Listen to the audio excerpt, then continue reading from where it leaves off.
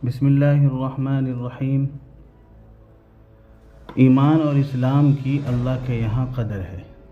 ہر 10 سال پر مومن کامل کا بھاؤ اور قیمت بڑھتی ہے اور مومن کا درجہ اللہ کے یہاں بڑھتا رہتا ہے۔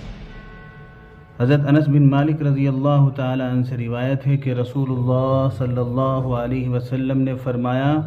کہ بچہ جب تک بالغ نہیں ہوتا اس کے نیک عمل اس کے والدین کے حساب میں لکھے جاتے ہیں، اور جو کوئی برا عمل کرے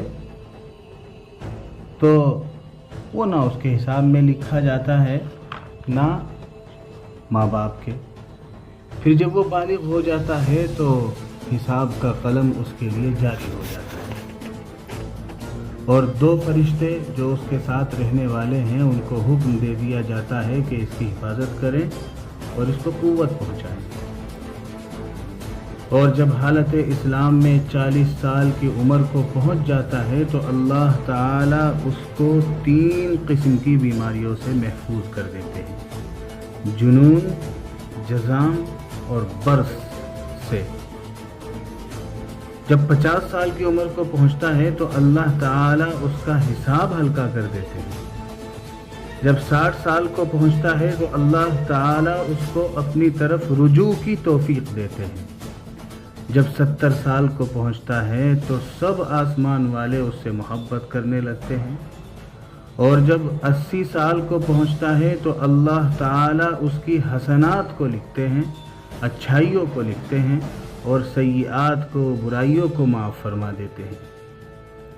پھر جب 90 سال کی عمر ہو جاتی ہے تو اللہ تعالیٰ اس کے سب اگلے پچھلے گناہ معاف فرما دیتے ہیں، اور اس کو اپنے گھر والوں کے معاملے میں شفاعت کرنے کا حق دیتے ہیں اور اس کی شفاعت قبول فرماتے ہیں، اور اس کا لقب امین اللہ اور اسیر اللہ فی الارض، یعنی اللہ کا معتمد اور زمین میں اللہ کا قیدی ہو جاتا ہے، کیونکہ اس عمر میں پہنچ کر عموماً انسان کی قوت ختم ہو جاتی ہے، کسی چیز میں لذت نہیں رہتی، قیدی کی طرح عمر گزارتا ہے،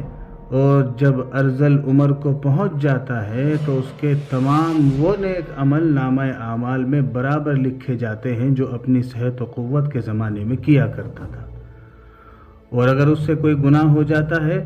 تو وہ لکھا نہیں جاتا۔